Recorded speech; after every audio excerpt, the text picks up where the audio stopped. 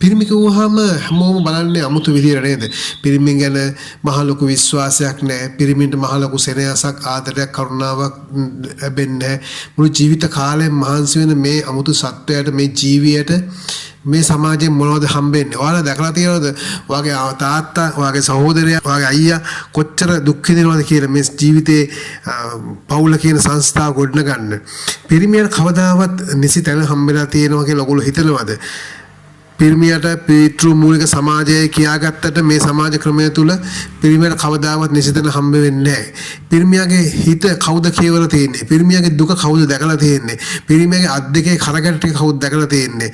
පිරිමියා හිතින් අඬන තරම කවුද දැකලා තියෙන්නේ? ඇස් දෙකෙන් හඬන ගැහණු දන්නේ නැහැ. හිතින් අඬන පිරිමියාගේ දුක කොච්චරද කියන එක, වේදනාව කොච්චරද කියන එක. තමන්ගේ ලේන් මසින් දහඩියෙන් හදපු දරුවෝ තමන්ගෙන් ටික ටික ඈත් වෙනකොට අවුරුදු 12 13 වෙනකොට දරුවෝ තමන්ගේ උකුලෙන් බහැලා යනකොට ඒ පිරිමියට දැනෙන වේදනාව කොච්චරද කියලා ඔයගොල්ලෝ දන්නේ නැහැ. ඒ මිනිස්සයා කොයිතරම් දුක් වෙනවද? දුර ඉඳගෙන ඒ සතුට බල්ලා කොයිතරම් හූල්නවද කියලා ඔයගොල්ලෝ දන්නේ නැහැ.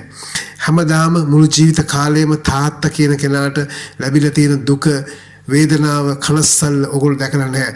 ඔයා අම්මගේ බඩට ආපු දවසේ ඉඳලා අම්මවත් ඔයාවත් පෝෂණය කරන්නේ අත් දෙකෙන් කොච්චර මහන්සි වුණාද කොච්චර වෙහෙසුණාද කියන එක ඔයගොල්ලෝ කවදාවත් අහලා නැහැ.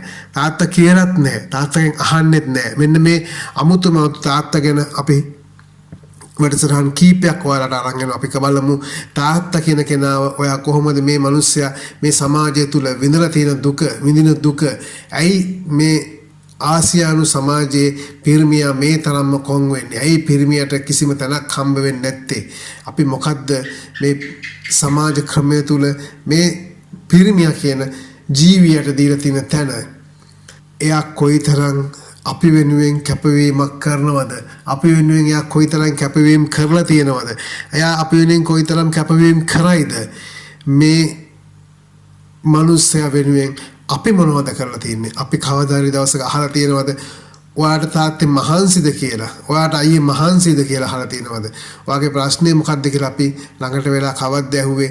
අපි හැමදාම එයාගෙන් ප්‍රතිලාභයක් බලාපොරොත්තු වෙනවා නේද? ඔයාලා හැමදාම බලාපොරොත්තු වෙනවා පිරිමියත් ගෑනුවයත් තමන්ගේ තාත්තගෙන් තමන්ගේ වැඩිමහල් සහෝදරයාගෙන් බලාපොරොත්තු වෙන්නේ මොනවා හරි ආරක්ෂාවක්. ඒකත් ප්‍රතිලාභයක්. එහෙම නැත්නම් තමන්ගේ අවශ්‍ය වේදම් ටික පියවා ගැනීම ඒකත් ප්‍රතිලාභයක්. හැබැයි කවද්ද තමන් ඒ ප්‍රතිලාභයට ආපහු කෘතඥ සලකලා තියෙන්නේ? කවද්ද වචනෙන් කියලා තියෙන්නේ? ඔයා කරපු ඒට මං ගොඩාක් සතුටු වෙනවා. ඔයා ගොඩාක් ස්තුතියි මට කරලා දුන්න දෙයට කියලා කවද්ද මූල දිහා බලාගෙන ඇස් දෙක කෙලින් බලාගෙන කවද්ද කියලා තියෙන්නේ? කවද්ද ඉල්ලලා තියෙන්නේ? තමන්ට දෙයක් ඕනනම් අම්මා හරහා තමයි ඉල්ලන්නේ. කවද්ද ඕගොල්ලෝ තාත්තා ඉස්සරහට ගිහිල්ලා තාත්තේ මට මේක අරන් දෙන්න කියලා තාත්තගෙන් ඉල්ලීමක් කරේ? කීයෙන් කී දෙනාද? පිරිමි ගෑනුන්ගෙන් බලාපොරොත්තු වෙන දෙයක් තියෙනවා. ඒගොල්ලෝගේ මුළු ජීවිත කාලෙම ඒගොල්ලෝ ලොකු දේවල් ඉල්ලන්නේ. ඒගොල්ලන්ට හම්බෙන පුංචි දෙයක් වෙනුවෙන් පුංචි දෙයක් වෙනුවෙන් ඔයගොල්ලෝ දන්නවද මේ පිරිමියා මුළු ජීවිත කාලෙම අනේක විද දුක් විඳිනවා කියලා. 16ක් වගේ වැඩ කරනවා කියලා. මිනිස්සුන්ගෙන් අනන්ත අප්‍රමාණ බැනුම් ගහනවා කියලා. මේ හැමදේම කරන්නේ ඔයාලව ජීවත් කරලා මේ මිනිස් සමාජයේ යහපැවැත්ම ඇති කරන්න. ඒ නිසා අපි බලන විදිය වෙනස් කරගමු. අපේ ආකල්ප වෙනස් කරගෙන අපි යහපත් විදියට හරි විදියට මේ පිරිමියා කියන ගෙදර ඉන්න මහා අනර්ග වස්තු දිහා බලන්න පුරුදු වෙමු. අපි කතා කරමු. අපේ page එක follow කරන්න, like කරන්න, අපේ YouTube එකට subscribe කරන්න. අපි මේ සමාජයේ ආකල්ප වෙනස් කරලා එයාටත් අනේ තැනක් දෙමු අපේ අතර ජීවත් වෙන්න.